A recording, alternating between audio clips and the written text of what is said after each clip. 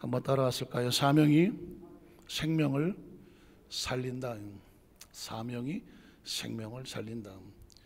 전설처럼 내려오는 이야기는 뭐냐면 인디안들의 지혜라는 것입니다. 가장 원시적이고 저 아메리카 땅에 가장 그 원시적인 원주민으로 알고 있는 인디안들이 오히려 현재 있는 미국 사람들보다 지혜로웠다. 그래서 그들의 지혜를 발견하여 책자를 묶은 인디안의 지혜라고 하는 책이 있습니다. 그 인디안의 지혜라는 책 가운데 뭐 많은 스토리가 있지만 그 중에 하나는 뭐냐면 인디안들이 기도하면 꼭 이루어진다는 거죠. 들어보셨습니까? 인디안들이 기도하면 이루어진다는. 왜 그럴까요? 인디안은 비가 오지 않을 경우에 기우제처럼 하늘을 향하여서 단을 쌓고 기도를 합니다. 우리에게 비를 내려주십시오. 그런데 그들이 기도하면 반드시 비가 온다는 것입니다. 왜 그럴까요? 올 때까지 기도한다. 한번 따라 하실까요? 올 때까지 기도한다. 그러니까 올 때까지 기도하니까 반드시 보니까 그들이 기도하면 비가 와. 왜 비가 올까요? 올 때까지 기도하니까. 크리스찬들에게 엄청난 도전이 오죠. 크리스찬이 기도하면 반드시 이루어진다. 이런 지혜가 있어야 되는데 왜 그 좋은 모델을 인디안들에게 빼앗겼을까요? 올 때까지 기도하십니까? 적어도 우리 여의도 순복안산교회 성도들이 기도하면 반드시 이루어진다. 왜? 이루어질 때까지 기도하기 때문에. 이걸 지혜라고 말하는 것입니다.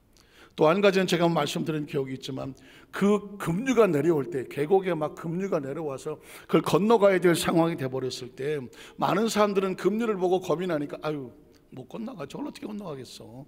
큰일 나지.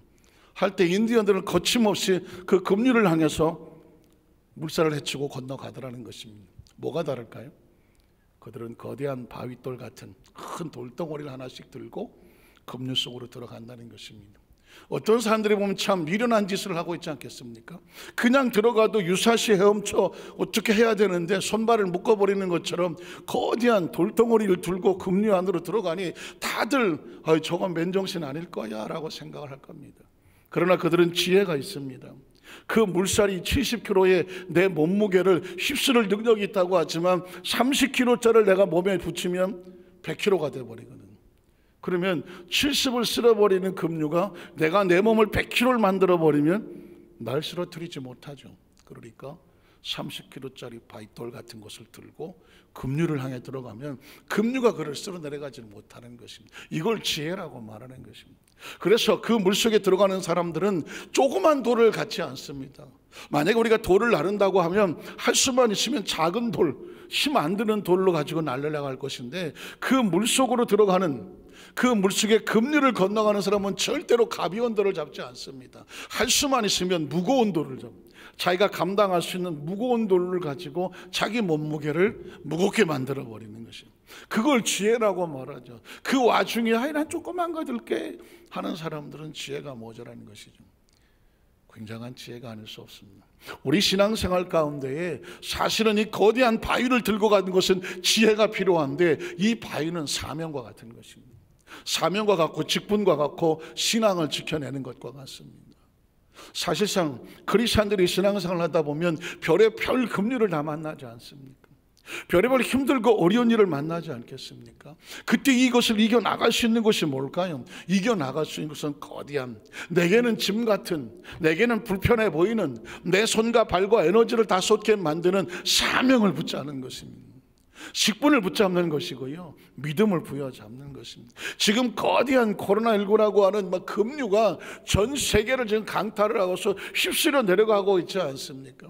언론과 신문이고 인터넷이고 TV고 라디오고 맨 코로나고요. 2021년 새해 벽두에 각 나라의 정상들이 새해 신년 메시지를 하는데 전부 다 코로나입니다. 거대한 급류가 쓸어 내려오기 때문입니다. 이때 과연 크리스찬들은 어떤 지혜가 필요할까요? 이때 필요한 것은 사명입니다. 직분이고요.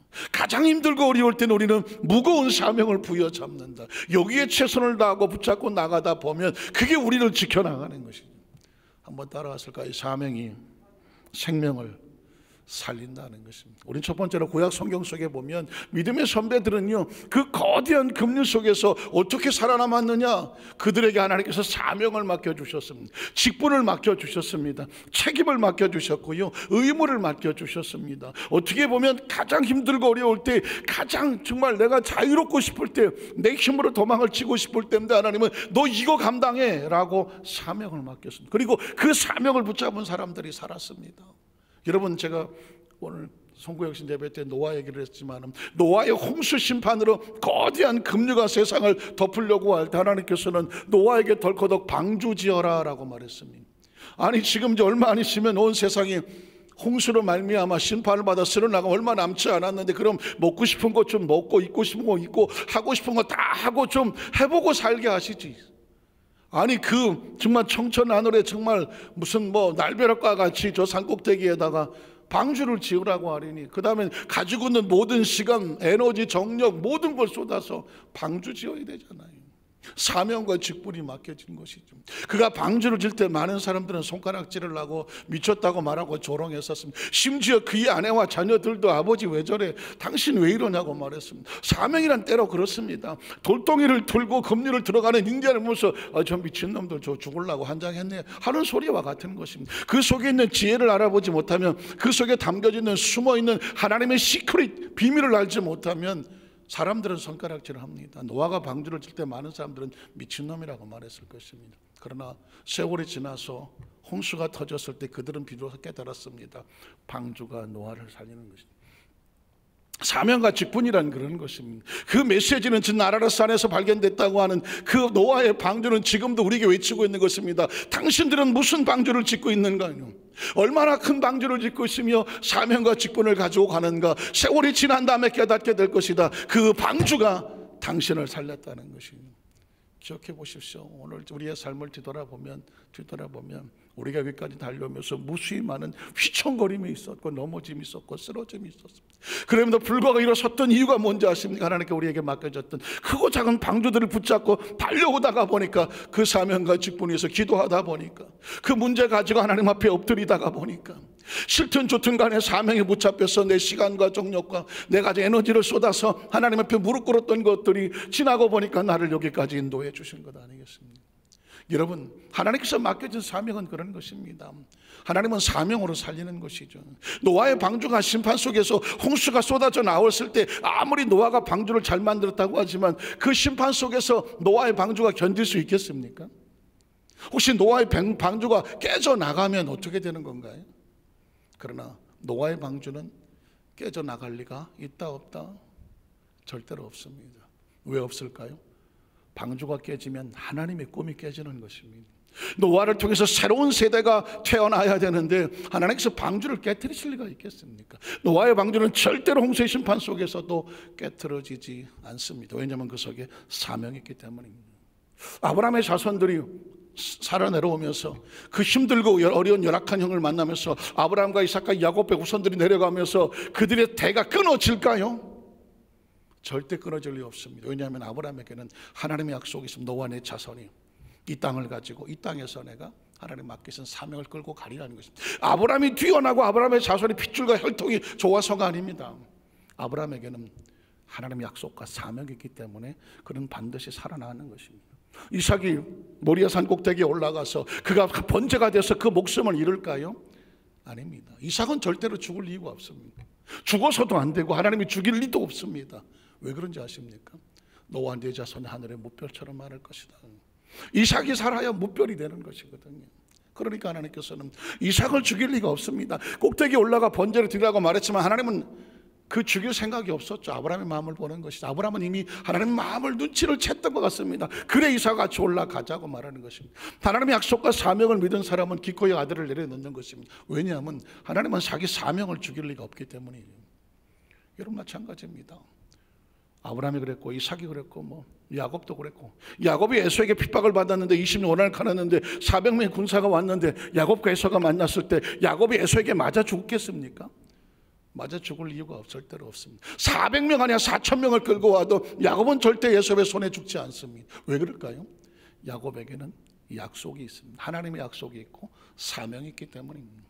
그를 통해서 12명의 자식들이 나와야 되고 12족속이 되고 부족이 되고 지파가 돼야 돼서 이스라엘 민족을 이끌고 애굽에 내려가서 거기서 300만을 만들어야 될 그 믿음의 줄기와 사명이 있기 때문에 그 사명이 그 속에서 끊어지지 않는 한 하나님은 야곱을 절대 에서의 손에 맡기지를 않습니다.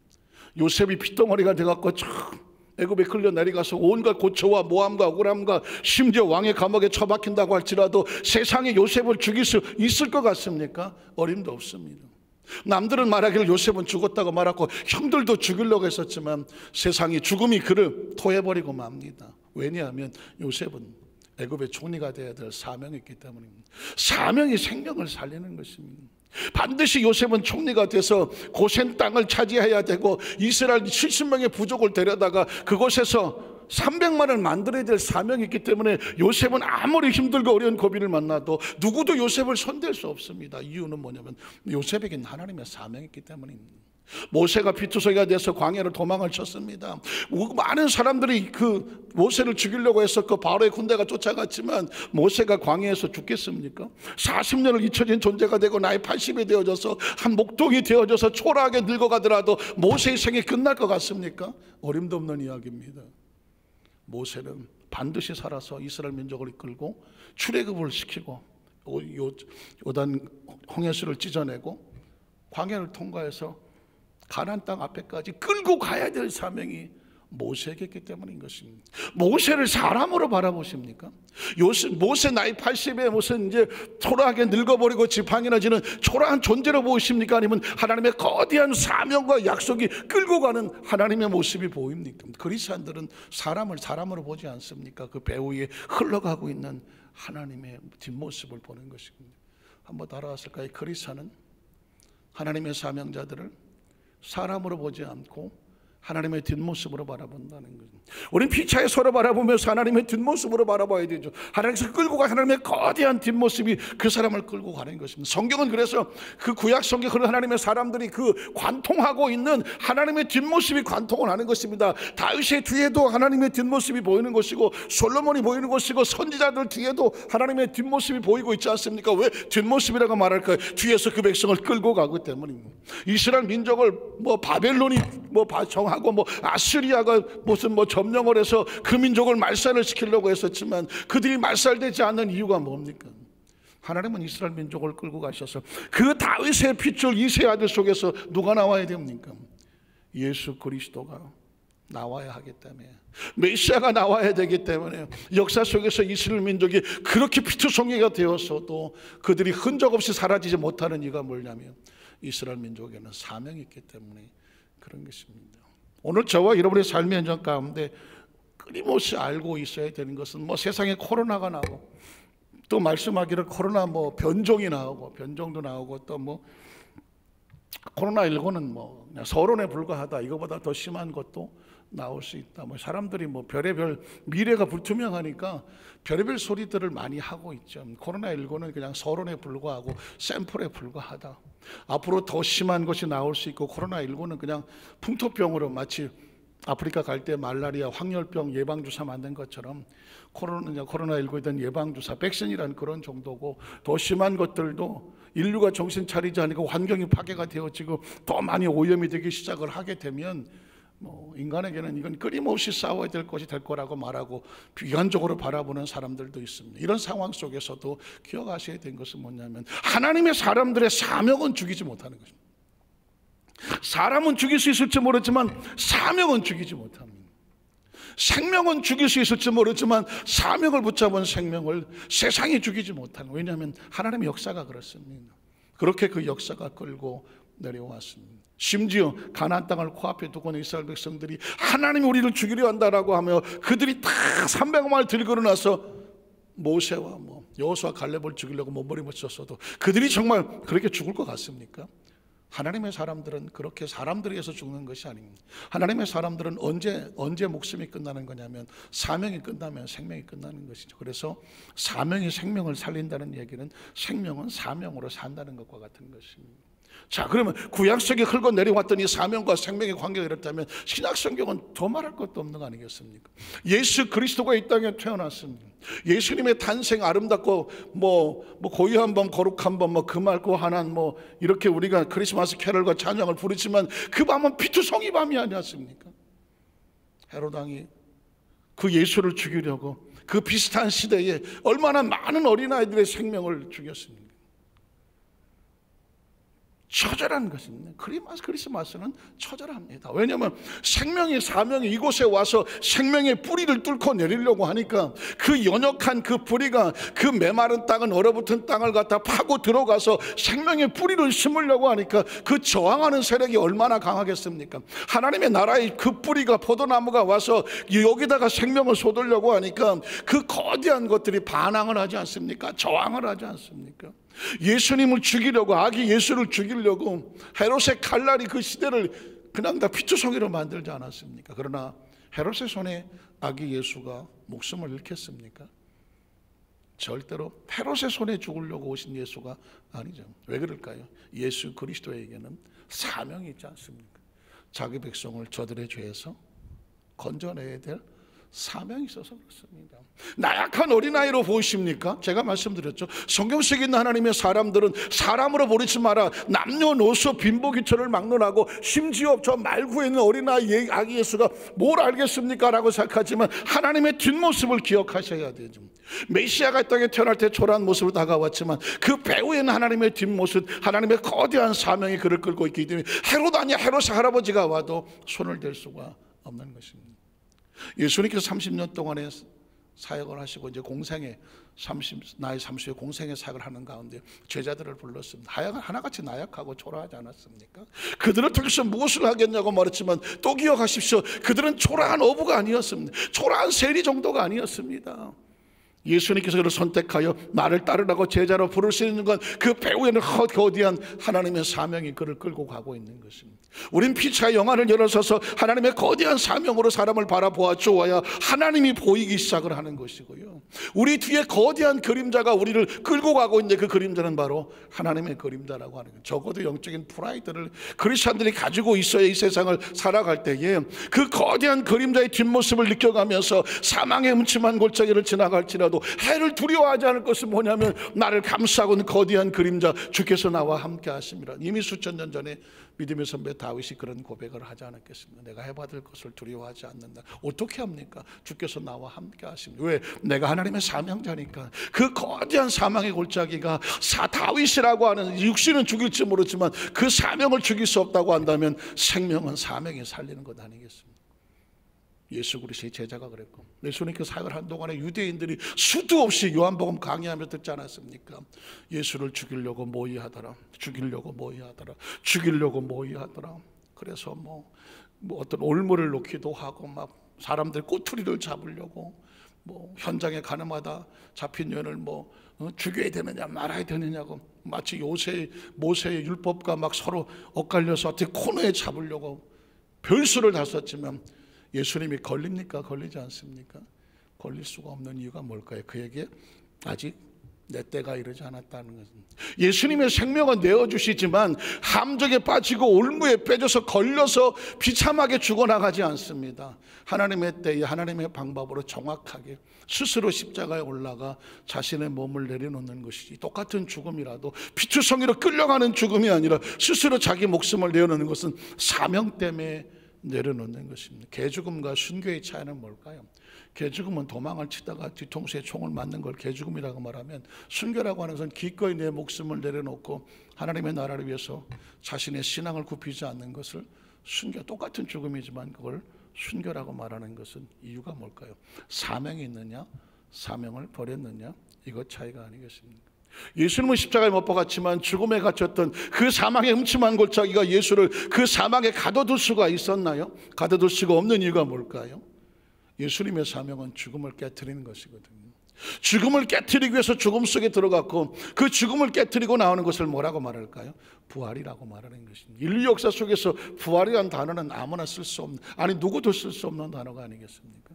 그러나 부활이 필요한 것을 심지어 보여주시는 이유가 뭘까면 그 일을 통해서, 예수를 통해서 사망이 정복이 되어졌다. 그가 사망의 권세를 깨뜨렸으니 사명의 그 권세를 깨뜨린 그 사명을 다 이루었다라고 말했기 때문에 이제 우리가 죽음을 두려워하지 아니하고 죽음 넘어 있는 또 다른 생명에 대해서 감히 꿈을 꿀 수 있는 이유는 뭐냐면 그의 약속의 말씀을 우리가 믿기 때문인 것입니다. 그리고 그분은, 예수님께서는 승천하시며 제자들에게 사명을 맡기지 않았습니까? 내가 아버지께로 가면 내가 다시 와서 그 처소를 예비한 곳에 너희를 다시 나 있는 곳에 있게 하리라. 그동안 너희에게는 사명이 있습니다. 성령의 충만함을 받고 예루살렘을 떠나지 말고 아버지께서 약속하신 거 내게 들은 바 그 성령의 충만함을 기대하라. 위로부터 능력을 받기를 기대해. 성령은 왜 주시는가요? 사명 때문에 주시는 것이거든요. 증인은 사명이 아니겠습니까? 저와 여러분이 예수를 믿고 크리스찬이 되는 건 사명이죠. 예수를 따라가는 것입니다. 때문에 사명을 지고 가는 사람은 하나님의 나라의 그 사명의 생명을 지키고 보호하고 나가는 줄로 믿습니다. 그래서 적어도 2021년을 출발하면서 2021년, 전 어젯밤에 그 송구영신 예배를 드리면서 그 기쁨, 그 희열을 이루 말할 수가 없어요. 2020년을 12월 31일 땡땡땡땡 치고 21년 해피 뉴 이어 하는데 갑자기 그냥 막 뒤에서 어떤 무거운 짐이 그냥 팍 하고 떨어져 나가는 것 같더라고. 전혀 예상하지 못했는데 잘 빠져나왔구나. 한번 따라 하실까요? 잘 빠져나왔구나. 잘 빠져나왔습니다. 2021년. 왜냐하면 2021년은 또 의미가 있지 않습니까? 2001년이 의미가 있고 2011년이 의미가 있는 것처럼 2021년, 21년, 21년, 21, 23, 2020년대를 우리가 살아갈 수 있는 하나님의 초청을 받아서 2021년도에 저와 여러분이 이제 무사히 입성을 해서 또 한 1년을 살아가야 되는 상황이거든요. 살아가는 상황 가운데 20년 되고 30년 되고 40년 되면 뭐합니까? 그것이 의미가 있는 것은 뭐냐면 우리가 무엇을 붙잡을 때 사명을 붙잡고 직분을 붙잡고, 그래서 우리는 삶을 어떻게 살아야 되냐면 사명으로 살고 직분으로 살아야죠. 신앙으로 살아야지 나머지 것들은 안타깝지만 별 의미가 없습니다. 왜냐하면 그 모든 것들은 하나님 앞에서 다 초라하고 나약하여 하나님 앞에 신앙의 거침돌이 될 수밖에 없어요. 아까 우리가 함께 찬양을 불렀지만 그 사람들이 왜 잔치에 못 갑니까? 가진 게 너무 많아. 소도 샀어, 밭도 샀어, 논도 샀어, 과수원도 사고 장가도 갔네. 할 게 너무 많아. 그런데 여러분 보십시오. 제가 어제 송구행신 예배 드릴 때 앞으로 제가 하는 설교의 가장 중요한 키워드를 생명에다 걸 것입니다. 생명. 자, 그럼 이렇게 묻는 거죠. 무엇이 중요한디? 그랬으면 생명이 중요하잖아요. 무엇이. 생명이 중요하잖아요. 장가 가는 것도 소도 논도 밭도 다 지금 내 생명을 위해서 중요하다고 말합니다. 근데 그 생명은 뭐냐면 육체의 생명을 위한 것이죠. 육체의 생명을 중요한. 그런데 오늘 혼인잔치에서 그 주인은 하나님과의 관계 속에서 또 다른 생명의 잔치를 벌이고 있는 것이죠. 영적인 잔치를 벌이고 있는 것입니다. 그러니까 사람들이 거기는 나중에 가도 되지, 나 지금 당장 내가 먹고 살기 이게 중요하지 라고 말할 때 생각합니다. 영혼의 생명을 잃어버리면 육체의 생명은 무슨 의미가 있느냐라고 하는 것입니다. 그래서 육체 영혼의 생명의 중요성을 모른다고 하면 잔치 안 와도 됐다. 오히려 육체의 생명은 나약해 보이지만 영혼의 생명의 소유성을 인식하고 받아들일 수 있는 그 사람들을 데려다가 내 잔치 자리를 채우라고 말씀하고 있는 것입니다. 자, 이 메시지가 오늘 이제 본문을 우리에게 메시지를 주고 끝이 나죠. 사도행전 28장 1절로 3절을 보면 우리가 구조된 후에 유라굴라라는 광풍을 만났으나 바울의 말대로 하나님의 은혜로 그들이 구조가 됐습니다. 자, 그 점은 멜리데라는 섬에 도착을 했습니다. 비가 오고 날이 참에 섬의 원주민들이 우리에게 특별한 동정을 하여 불을 피워 우리를 다 영접해 주었습니다. 비를 쫄딱 맞고 물에서 나왔으니 불에 따뜻하게 쬐고 있는 것이죠. 바울이 나무 한 움큼을 거두어서 불에다 넣었습니다. 근데 생각지 아니하게 뜨거움으로 말미암아 그 나무 속에 숨어있던 독사가 있었습니다. 독사가 나와서 바울의 손을 물어버렸습니다. 자, 그랬더니 원주민들이 이렇게 말하죠. 원주민들이 이 짐승이, 뱀이 그 손에 매달려 있음을 보고 서로 말하되, 아이고, 진실로 이 사람은 살인한 자다. 죄수구나. 바다에서는 구절을 받았는데 공의라는 단어가 합니다. 공의가 그를 살지 못하게, 죽을 놈은 죽는구나, 죄 지은 놈은 반드시 죄의 대가를 받는구나 라고 지금 바울이 그런 코너에 몰리게 되었습니다. 그런데 이 상황이 역전이 되는 것이죠. 이 뱀이, 독사가 바울을 죽일 수가 없는 이유가 있습니다. 그 다음 절을 보면 바울이 그 짐승을 불에 떨어버리며 조금도 상함이 없더라. 그의 목숨을 건드리지 못하더라. 그 다음에 뒤집어 보니 그 다음 절은 뭐라고 말할까요? 그들은 그가 붙든지 혹은 갑자기 쓰러져 죽을 줄로 기다렸다가 오래 기다려도 그에게 뭐가 없습니까? 아무 이상이 없음을 보고 돌이켜 생각하여 말하되 그를 신이라 하더라니. 오히려 적전이 되어버리고 맙니다. 여러분, 왜 바울이 독사에 물렸으나 유라굴로 강풍에서 그가 살아날 수밖에 없었으며 독사에 물렸으나 그가 죽지 아니할까요? 이유가 뭘까요? 바울에게는 뭐가 있나요? 사명이 있습니다. 로마에 가서 로마의 황제 앞에서 너희가 십자가에 못 박아 죽었던 나사렛 예수가 그가 부활하여 하나님이 세우신 그리스도 메시아라고 외쳐야 될 사명이 있습니다. 바울의 목숨은 로마까지 가야 하는 목숨입니다. 중간에 풍랑을 만나든 중간에 뭐 독사가 물든 뭐가 물든 간에 바울의 생명을 바울의 사명을 손댈 수가 없는 것입니다. 2021년은 그렇게 가는 것입니다. 사명을 부여잡으면 그 어떤 것들도 우리의 생명, 사명에 손댈 수 없습니다. 왜냐하면 사명은 하나님이 끌고 가시기 때문입니다. 저와 여러분이 2021년에 무사히 입성을 했다면 무엇 때문일까요? 사명 때문입니다. 2022년을 맞는 송구 영신 예배를 우리가 또다시 맞는다고 하면 이유가 뭘까요? 사명 때문인 줄 아시면 됩니다. 2022년에 무사히 입성을 하신다면 2022년에도 여전히 우리에게 사명이 주어졌기 때문이라고 아시면 됩니다. 우연히 재수가 좋아서 내가 능력이 있어서 생명을 살아가지 않습니다. 우리 생명은 사명에 살린다는 것을 기억하시고, 안타깝지만 대면 예배를 드리면 모여서 기도도 하고 성경 공부를 따로 하기도 하고 성령 대망회도 하고 여기서 치열하게 정말 충전할 수 있는 그런 기회가 주어지지만, 안타깝게도 비대면이라고 하면 스스로 살아남아야 됩니다. 스스로 살아남아야 한다면 방법은 하나밖에 없습니다. 신앙을 붙잡고 사명을 붙잡고 직분을 반드시 붙잡아내야 합니다. 그게 힘들고 어렵더라도 거대한 돌덩이 같다더라도 그것을 더 무거운 걸 부여잡고 거기에 집중하십시오. 그게 사명에 대해서 우리를 살려낼 것입니다. 꼭 이 말씀을 가슴에 새기시고 거대한 급류 속에서도 하나님의 지혜의 말씀으로 살아남아서 승리하시는 우리 여도수 무한산교회 성령 되시기를 주의 이름으로 축원합니다. 기도하겠습니다. 하나님 아버지,